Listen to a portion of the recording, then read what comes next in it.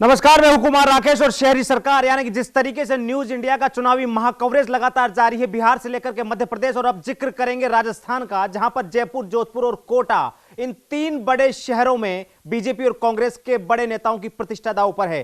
कांग्रेस ने जहां अपने कैबिनेट मंत्री इस पूरी चुनावी मॉनिटरिंग में उतार दिए हैं, वही भारतीय जनता पार्टी के नवनियुक्त प्रदेश अध्यक्ष सतीश पूनिया आखिर किस तरीके से संगठनात्मक कुशलता का परिचय देंगे, इन चुनाव परिणामों से तय हो जाएगा। आज इन तमाम विषयों पर जिक्र करेंगे आज क्योंकि जयपुर, जोधपुर और कोटा इन तीनों शहरों में दो दो निगम बनाए गए हैं और आज इन तीनों निगमों की काउंटिंग यानी कि मतदान के बाद भी आज मतगणना का दिन है और महत्वपूर्ण दिन इसलिए कहा जा सकता है कि तीनों ही निगमों में तय हो जाएगा कि आखिर बोर्ड किसका बनेगा। नगर निगम जयपुर के चुनाव लड़ने वाले प्रत्याशियों की दिल की धड़कनें जिस तरीके से बढ़ती जा रही है, ऐसा लग रहा है कि अब चुनावों का परिणाम आने में कुछ ही समय बचा है। जयपुर, जोधपुर और कोटा के छह नगर निगम चुनाव की मतगणना आज की जाएगी। जयपुर नगर निगम हेरिटेज और ग्रेटर के 250 वार्डों के लिए सुबह 9 बजे से मतगणना शुरू होगी। राजधानी जयपुर के दोनों नगर निगमों में पहली बार किस पार्टी का बोर्ड यानी सरकार बनेगी, इसकी तस्वीर दोपहर 1 बजे तक 254 टेबलों पर 478 राउंड में होने वाली मतगणना में साफ हो जाएगी। निगम हेरिटेज की मतगणना कॉमर्स कॉलेज और ग्रेटर की मतगणना राजस्थान कॉलेज में की जानी तय की गई है। पहले आधे घंटे बाद 25 वार्डों के परिणाम जारी किए जाएंगे। इसमें नगर निगम ग्रेटर के 15 और हेरिटेज के 10 वार्ड के नतीजे सबसे पहले आएंगे। मतगणना के राउंड की बात करें तो ग्रेटर के 150 वार्डों में से 21 वार्ड ऐसे हैं जिनमें एक ही राउंड में मतगणना होगी, जबकि शेष 129 वार्डों की 2-2 राउंड में मतगणना की जाएगी। इसी तरह हेरिटेज का जिक्र करें तो 100 में से केवल एक ही वार्ड में वोटों की काउंटिंग एक राउंड में होगी, जबकि 99 वार्ड की मतगणना 2-2 राउंड में की जाएगी। कुल मिलाकर के शहरी सरकार बनाने की तमाम तैयारियां पूरी की जा चुकी है और अब इंतजार है उस पल का कि आखिर शहरों में सरकार किस पार्टी की बनेगी। सीधा जोधपुर लिए चलते हैं, जहां पर मेरे सहयोगी जितेंद्र डूडी मेरे साथ जुड़े हैं। जितेंद्र, जिस तरीके से मतगणना की तमाम तैयारियां पूरी कर ली गई है और 9 बजे से मतगणना शुरू हो जाएगी, किस तरीके का माहौल देखने को मिल रहा है, ताजा अपडेट आपसे लेना चाहेंगे जितेंद्र। जी बिल्कुल राकेश, बताना चाहूंगा कि जो है प्रत्याशी यहाँ पर धीरे धीरे पहुंच रहे हैं। जो मतदान केंद्र है वहाँ अंदर लाइनों में जा रहे हैं। वहीं भाजपा के जो प्रत्याशी यहाँ नहीं पहुंचे, उनके समर्थक जरूर पहुंचे, क्योंकि भाजपा के जो प्रत्याशी है उनको जो है बाड़ीबंदी में लेके गए हैं गुजरात, तो वो यहाँ नहीं है। कांग्रेस के प्रत्याशी जरूर पहुंच रहे हैं। साथ ही आपको बता दें कि कुछ ही देर बाद अब मतगणना शुरू होने वाली है, क्योंकि उत्तर का जो है पुरुष पॉलिटेक्निकल कॉलेज में होगा, तो वहीं दक्षिण के जो मतगणना है महिला पॉलिटेक्निकल कॉलेज में अलग अलग दोनों जगह रखी गई है। दोनों ही जगह जो है प्रत्याशियों और उनके समर्थकों की भीड़ लगातार पहुंच रही है। आपको बता दें कि पुलिस प्रशासन जो है कोरोना को देखते हुए यहाँ पे भीड़ नहीं करने की हिदायत दे रहे हैं। साथ ही जुलूस और ये सारे जो है मना किए गए हैं कि आप जुलूस नहीं निकाल सकते, साथ ही भीड़ इकट्ठी नहीं कर सकते। अब देखने वाली बात यही होगी कि दोनों में कौन से जो है उत्तर और दक्षिण में कौन कौन प्रत्याशी जीत के आते हैं, ये समय बताएगा। लेकिन फिलहाल जो है हलचलें बहुत तेज हो चुकी है। साथ ही कांग्रेस के जो नेता है वो अपने महापौर के लिए जो उसके गठजोड़ में भी जो अपनी रणनीति तैयार करने में जुट चुके हैं। जी राकेश।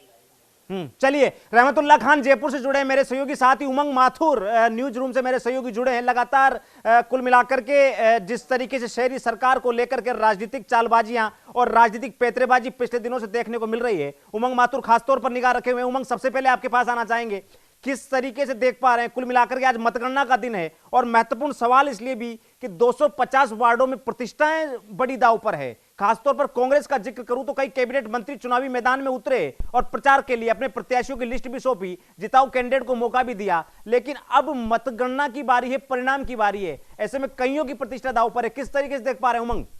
बिल्कुल राकेश जी, जिस प्रकार से अभी आपने कहा कि कई दिग्गजों की प्रतिष्ठा दांव पर है। हेरिटेज नगर निगम में आपको बता दें कि वासुदेव देवनानी ने अब संभाल रखा है पूरा मोर्चा, तो वहीं कांग्रेस की तरफ से अगर बात करें तो मुख्य सचेतक महेश जोशी ने मोर्चा संभाल रखा है। और अगर बात इस बार के नगर निगम चुनावों की करें तो बीजेपी, जैसे कि कहा भी जाता है कि दूध का जला छाछ भी फूक फूक के पुता है, बीजेपी इस बार बहुत सबल के कदम रख रही है और शायद यही वजह है कि बाड़ेबंदी में अपने सभी निगम के जितने भी लोग इस बार चुनाव में खड़े हुए बीजेपी की तरफ से, उनको सबको बाड़ेबंदी की ओर वो ले जा चुकी है। और साथ ही साथ निर्दलियों को मनाने का दौर भी शुरू हो चुका है, क्योंकि बीजेपी अब की बार नहीं चाहती कि पिछली बार की तरह जो हंगामा हुआ था नगर निगम चुनावों के दौरान वो हो। हालांकि दिग्गजों की हम बात करें तो सतीश पूनिया बीजेपी के प्रदेश अध्यक्ष, वो यहां पर डटे हुए हैं।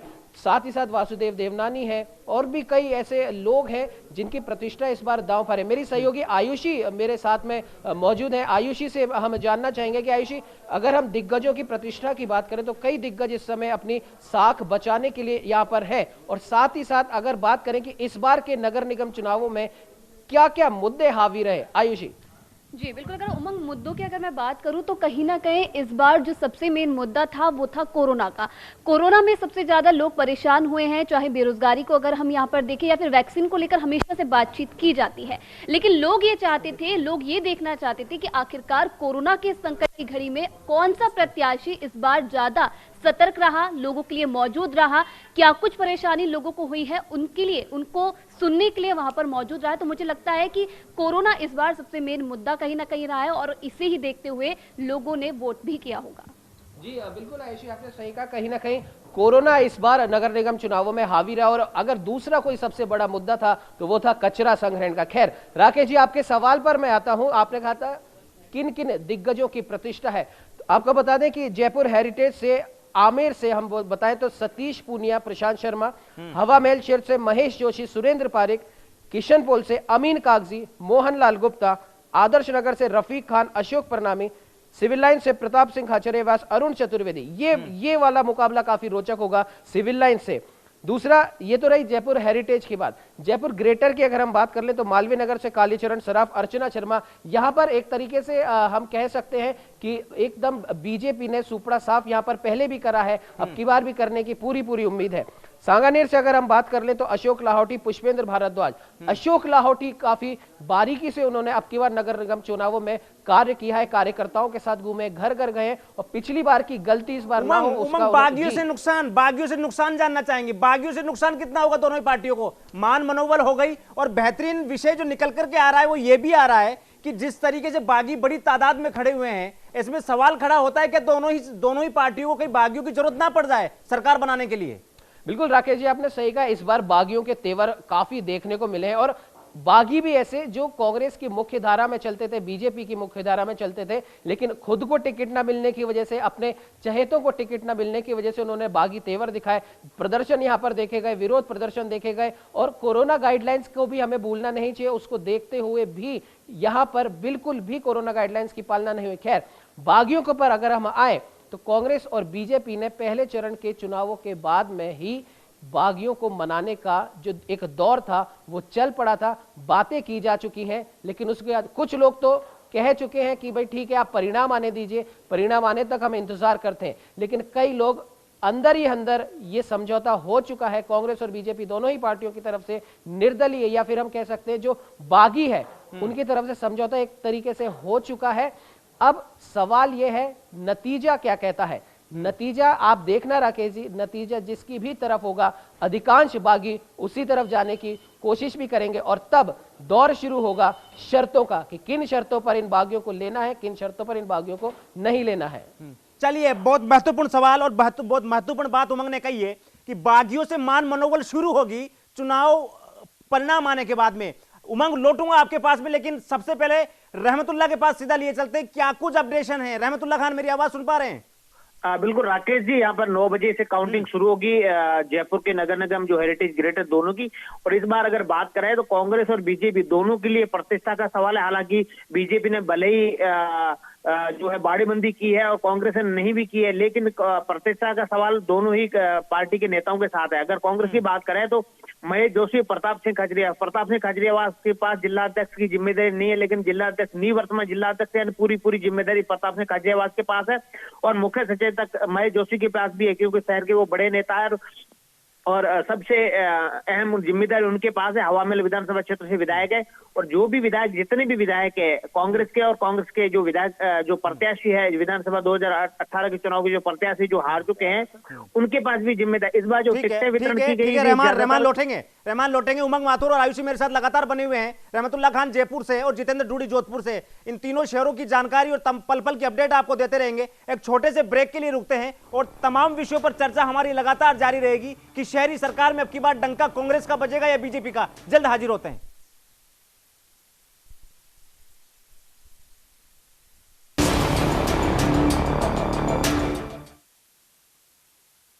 नमस्कार, ब्रेक के बाद आपका स्वागत है। और शहर की सरकार में चर्चा लगातार हमारी जारी है। जयपुर, जोधपुर और कोटा, जहां पर न्यूज इंडिया के संवाददाता एक चुनावी महाकवरेज के लिए डटे हुए हैं। मतगणना की पल पल की खबर सबसे पहले आप तक पहुंचे, इसके लिए तमाम टीम पूरे जोर और शोर से इस चुनावी महाअभियान में लगी हुई है। मेरे सहयोगी उमंग माथुर और आयुषी नेगी मेरे साथ न्यूज रूम से मौजूद हैं। साथ ही नीरज शर्मा राजधानी जयपुर, जहां पर चुनावी मतगणना स्थल से लगातार लाइव बने हुए हैं। साथ ही कोटा का जिक्र भी हम यहां पर करना बेहतरीन समझेंगे, क्योंकि जिस तरीके से सरकार के वरिष्ठ मंत्री शांति धारीवाल खासतौर पर कोटा हाड़ौती क्षेत्र से आते हैं और वहां पर एक बड़ा रुतबा और दबदबा उनका माना जाता है, और कोटा नगर निगम चुनाव के परिणाम भी आज ही घोषित किए जाएंगे। खासतौर पर जयपुर, जोधपुर और कोटा। जोधपुर का जिक्र करें तो मुख्यमंत्री अशोक गहलोत का गृह क्षेत्र माना जाता है, वही केंद्रीय मंत्री गजेंद्र सिंह शेखावत, उनका भी एक गृह क्षेत्र माना जाता है। जयपुर, जहां पर पूरी सरकार बैठती है, हुक्मरान बैठते हैं, वहां पर आखिर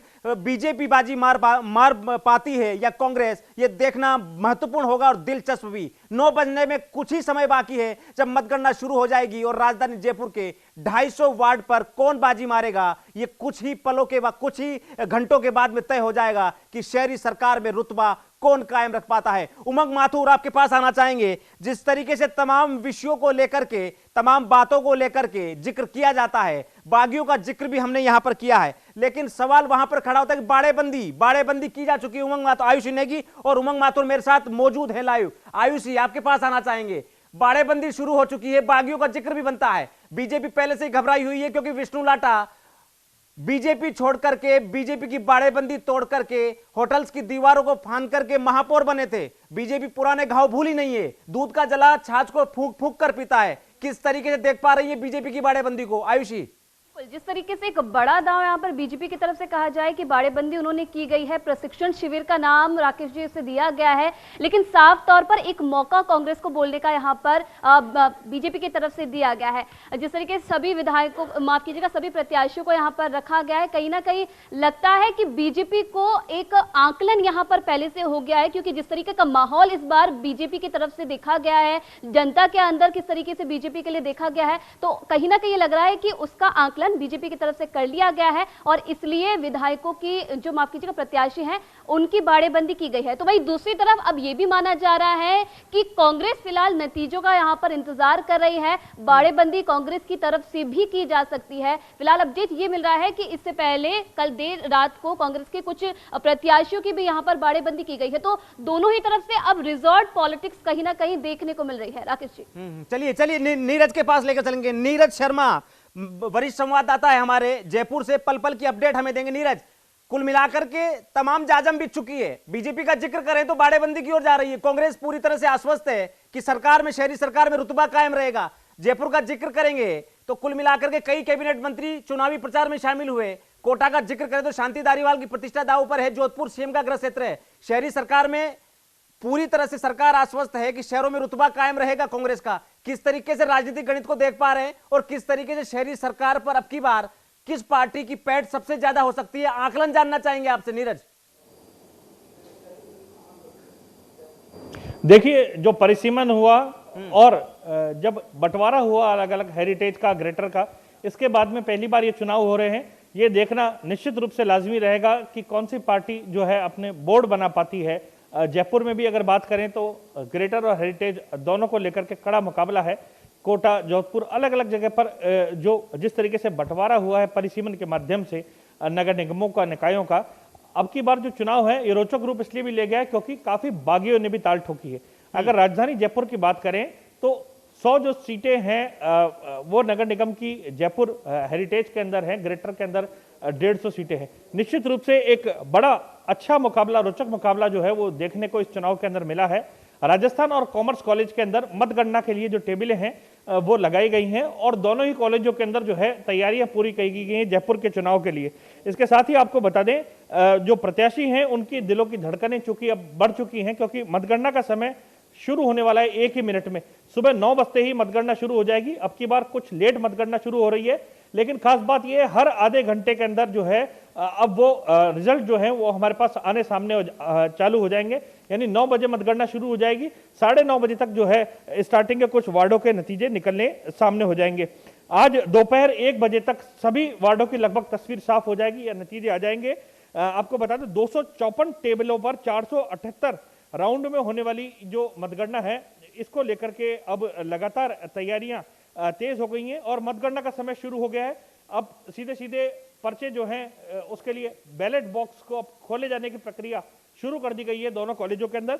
जयपुर के जिला निर्वाचन विभाग ने जो पूरी तैयारी कर रखी है, जयपुर नगर निगम ग्रेटर की राजस्थान कॉलेज में और हेरिटेज नगर निगम की कॉमर्स कॉलेज के अंदर ये मतगणना हो रही है। और चूंकि 1 घंटा लेट मतगणना की गई है क्योंकि सर्दी का समय भी है, और दूसरा मतगणना के परिणाम जो है हाईटेक तरीके से परिणाम आएंगे, कंप्यूटराइज तरीके से आएंगे। 25 वार्डों के परिणाम शुरुआती आधे घंटे के अंदर निकाल दिए जाएंगे। ये निर्वाचन विभाग ने तैयारी कर रखी है और इनमें जयपुर नगर निगम ग्रेटर के 15 हैं, जयपुर नगर निगम हेरिटेज के 10 वार्ड हैं, जिनके नतीजे हमें आधे घंटे के अंदर अंदर मिल जाएंगे। इसके साथ ही आपको बता दें कि 2 चरणों के मतदान समाप्त होने के बाद सभी को अब ये इंतजार है कि जल्द से जल्द जो है ये भाग्य का लेकिन नीरज एक महत्वपूर्ण सवाल है। नीरज एक महत्वपूर्ण सवाल है।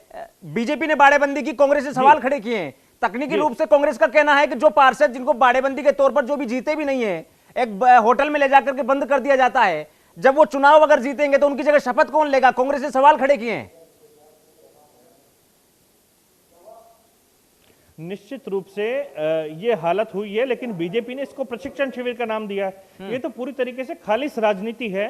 कांग्रेस राजनीतिक आरोप प्रत्यारोप लगा रही है, लेकिन ऐसा नहीं है कि शपथ लेने के लिए उनको छोड़ा नहीं जाएगा, कोई कैद में नहीं रखा गया है। बीजेपी की ओर से ये कहा जा रहा है ये प्रशिक्षण शिविर है। अरुण चतुर्वेदी का भी प्रशिक्षण शिविर के अंदर संबोधन हुआ, अलग अलग नेता जो है वो चलिए ठीक है रोकना चाहेंगे आपको, रोकना चाहेंगे। महत्वपूर्ण खबर, मतगणना शुरू होने की खबर हमारे पास। कौन लोग जीत का सेहरा बांध करके अपने क्षेत्र में पहुंचेंगे और कौन लोग इस चुनावी दौड़ से बाहर हो जाएंगे। इस राजनीतिक क्षेत्र में जिस तरीके से पिछले 1 महीने से कुल मिलाकर के पूरा चुनावी माहौल देखने को मिला, और इस दौड़ में कौन जीत का सेहरा बांध करके लौटेगा, ये कुछ ही घंटों के बाद में स्पष्ट हो जाएगा। और यह भी तय हो जाएगा कि स्थानीय मुद्दों को लेकर के जनता ने वोट कास्ट किया है या फिर राष्ट्रीय मुद्दों के सहारे चलकर के लोग मतदान केंद्रों तक पहुंचे। कोटा लेकर के चलेंगे आपको, जहां पर योगेंद्र महावर मेरे सहयोगी। योगेंद्र, क्या कुछ अपडेट है, क्या कुछ सूचनाएं हैं, क्या कुछ ताजा जानकारी निकल करके आ रही है कोटा से? मतगणना स्थल के बाहर आप खड़े हैं, किस तरीके के इंतजामात है, तमाम सूचनाएं आपसे प्राप्त करना चाहेंगे योगेंद्र। जी बिल्कुल, निश्चित तौर पर राकेश, मैं आपके माध्यम से दर्शकों को बता दूं कि अभी 5 मिनट बाद ही मतगणना शुरू हो जाएगी। कोटा उत्तर और कोटा दक्षिण, कोटा उत्तर में 70 वार्ड है और कोटा दक्षिण में 80 वार्ड है, जहां पर प्रत्याशियों के भाग्य का फैसला दोपहर बाद तक हो जाएगा। सुरक्षा की बात करें तो यहाँ पुलिस के पुख्ता इंतजाम है और प्रत्याशी के साथ किसी को भी अंदर जाने की अनुमति नहीं दी गई है। पूरी तरह से लिस्ट तैयार की गई है, संदिग्धों पर नजर रखी जा रही है। साथ ही जो मतगणना स्थल अंदर बना रखे हैं, केंद्र बना रखे हैं, वहां पर मोबाइल और कोई भी इलेक्ट्रॉनिक डिवाइस ले जाना बिल्कुल सख्त मना ही है और इसको बिल्कुल डिटेक्टर की उससे बिल्कुल पूरा व्यक्ति को चेक किया जा रहा है। कुछ भी अगर उसके पास से निकलता है तो उसको बाहर ही रखवाया जा रहा है। सबसे बड़ी बात है कि यूडीएच मंत्री शांति धारीवाल की प्रतिष्ठा दांव पे लगी हुई है, क्योंकि कोटा उत्तर जो क्षेत्र है नगर निगम का, वो कांग्रेस का गढ़ माना जाता है, कोटा दक्षिण भाजपा का। तो कोटा उत्तर जो क्षेत्र है वहां से धारीवाल बिल्कुल आश्वस्त है कि यहाँ से कांग्रेस का बोर्ड बनेगा। उनकी निगाह कोटा दक्षिण पर है, क्योंकि कोटा दक्षिण सांसद, कोटा बूंदी के जो सांसद है, लोकसभा अध्यक्ष अभी वर्तमान में है ओम बिरला, वो उनकी जगह है और वहां से लगातार भाजपा के प्रत्याशी ही जीतकर मैदान में उतरे हैं और बोर्ड बना है। तो निश्चित तौर पर धारीवाल की प्रतिष्ठा दांव पे लगी हुई है। करोड़ों रुपए के विकास काम कोटा में हो रहे हैं। जनता की निगाह है कि कोई भी जीते, लेकिन उनकी जो समस्या है उसको दूर करना बहुत जरूरी है, क्योंकि प्रत्याशी लगातार वादे करते हैं और लगातार सामने आते हैं, लेकिन जीतने के बाद इस तरह की कोई उनके वादे नहीं देखने को मिलते हैं, वो वादा खिलाफी होती है। तो अभी भी पूरा इंतजार है प्रत्याशियों के साथ, समर्थकों को, कार्यकर्ताओं को और शहर की जनता को कि किसका बोर्ड बनता है, कौन वार्ड पार्षद चुनकर आता है और किस तरह की समस्याओं को दूर करता है। योगेंद्र, एक सबसे बड़ा सवाल यह भी खड़ा होता है कि तमाम औद्योगिक संरचना के लिहाज से हमेशा कोटा का जिक्र होता है, कोचिंग हब की बात हो, कोटा का जिक्र होता है। स्थानीय मुद्दे ज्यादा हावी रहे या राष्ट्रीय मुद्दों को लेकर अब की बार फिर से निगम में सरकार बनाने की तैयारी है? किस तरीके की सूचना है आपके पास में? जी बिल्कुल, जो राजनीति मुद्दे अलग बात है, लेकिन वार्ड पार्षद को जो चुनाव होते हैं वो शहरी सरकार चुनने के होते हैं, इसके बाद विधानसभा और लोकसभा के चुनाव होते हैं। लेकिन वार्ड की जो समस्या है वो सबसे बड़ी होती है, क्योंकि वार्ड में काफी समस्या रहती है, चाहे वो रोड की समस्या हो, पेयजल की समस्या हो या दूसरी समस्या हो। तो इस बार वार्डों को छोटे करने का मकसद ही यही था कि वार्ड में किसी भी तरह की कोई समस्या ना हो। इसके लिए वार्ड पार्षदों को भी बिल्कुल आश्वस्त कर दिया गया था कि समस्या कोई उत्पन्न नहीं होनी चाहिए, क्योंकि पहले पार्षद बहाने बना देते और अपने इलाके को बता देते कि ये हमारा इलाका नहीं है।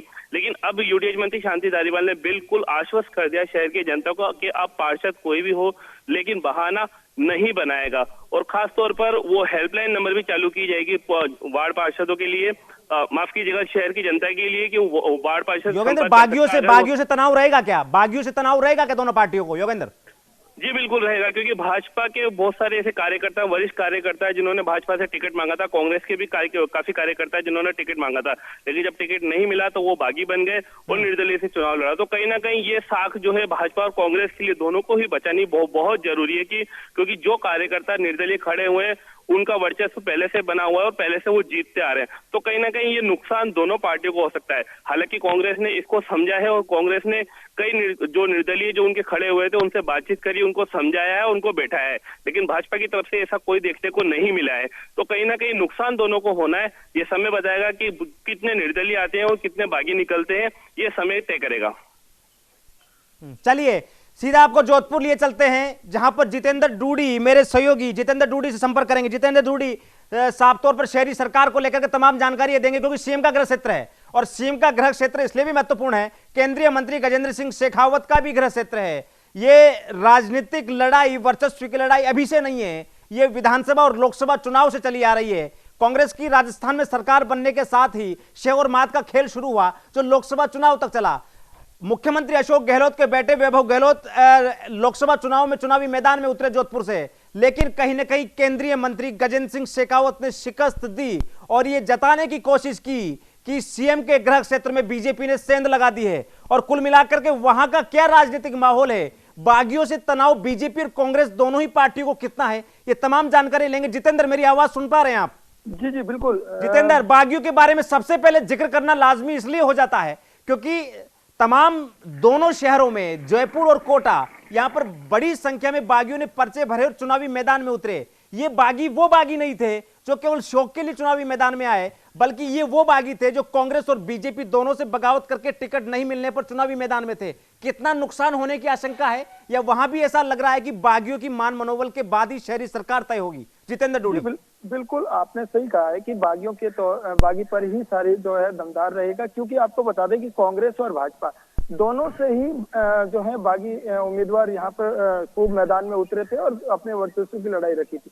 साथ ही मैं बता दूं कि ये मुख्यमंत्री अशोक गहलोत का गृह नगर भी है, तो वहीं केंद्रीय मंत्री गजेंद्र सिंह शेखावत के जो गृह नगर है। आपको बता दें कि इस बार मुख्यमंत्री स्वयं फ्रंट लाइन पे न रह के वैभव गहलोत को जो है फ्रंट लाइन पे रखा, क्योंकि आपने देखा होगा विधानसभा चुनाव, माफी चाहता हूँ, लोकसभा चुनाव के अंदर वैभव गहलोत और गजेंद्र सिंह शेखावत आमने सामने थे। तो इस बार निगम चुनाव में भी जो है वैभव गहलोत और गजेंद्र सिंह शेखावत आमने सामने रहे।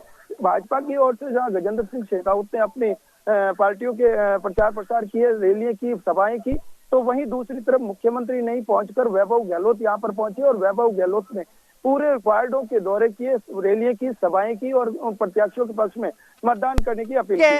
तो ठीक है डूडी रोकेंगे कुछ देर के लिए। महत्वपूर्ण खबर है, शहर की सरकार कोटा में कांग्रेस और बीजेपी में कड़ी टक्कर देखने को मिल रही है। जिस तरीके से वहां पर चुनावी माहौल है, जोधपुर शहर को मिलेंगे 160 नए पार्षद इस चुनावी महासमर में। कम मतदान प्रतिशत ने बीजेपी की चिंता को बढ़ा दिया है। वहीं कांग्रेस के लिए बागी और निर्दलीय एक बड़ा सिरदर्द बन सकते हैं। महत्वपूर्ण खबर है, नगर निगम चुनाव परिणाम को लेकर के बीजेपी के लिए कम मतदान ने टेंशन बढ़ा दी है। वहीं सबसे बड़ी बात यह कि कांग्रेस को बागियों की चिंता है। वहीं सबसे महत्वपूर्ण खबर यह भी है कि जयपुर, जोधपुर और कोटा तीनों ही शहरों में मतगणना शुरू हो चुकी है और तमाम टेबल्स पर वोटों की गिनती की जा रही है। किसके सिर पर बंधेगा सेहरा और कौन होगा इस चुनावी दौर से बाहर? 250 प्रत्याशी जयपुर के ग्रेटर और हेरिटेज वार्ड में हैं। तकरीबन कुल 1116 प्रत्याशी चुनावी मैदान में हैं। ग्रेटर में 686 और हेरिटेज में 430 उम्मीदवारों पर फैसला आ जाना है।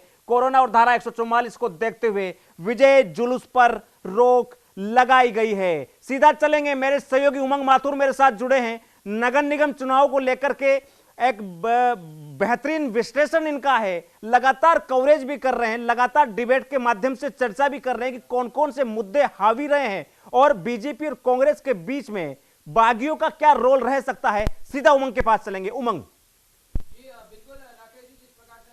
कहा कि बागियों के बारे में आपने बात करी और अभी जितेंद्र रूडी को भी मैं सुन रहा था, बागियों की काफी महत्वपूर्ण भूमिका यहां पर होने वाली है। बागियों के बारे में बात करेंगे, लेकिन उससे पहले कुछ आंकड़े यहां पर हम बता देते हैं। अगर चुनाव के गणित की हम बात करें तो जयपुर हेरिटेज में 100 वार्ड हैं और पहले चरण में जो वोटिंग हुई थी वो हुई थी करीब 57.8। जयपुर ग्रेटर की अगर हम बात करें तो यहां पर 150 वार्ड है, वोटिंग परसेंटेज यहां पर रहा 58.31। जोधपुर उत्तर की अगर हम बात करें तो 80 वार्ड यहां पर है, वोटिंग प्रतिशत यहां पर रहा 62.6। जोधपुर दक्षिण की अगर बात करें तो यहां पर वार्ड है कुल 80, वोटिंग प्रतिशत रहा 58.7। कोटा उत्तर की बात करें, यहां पर वार्ड है 70, वोटिंग प्रतिशत यहां पर रहा 65.15। कोटा दक्षिण की अगर बात करें, यहां पर भी वार्ड है 80, वोटिंग प्रतिशत यहां पर रहा 66.43।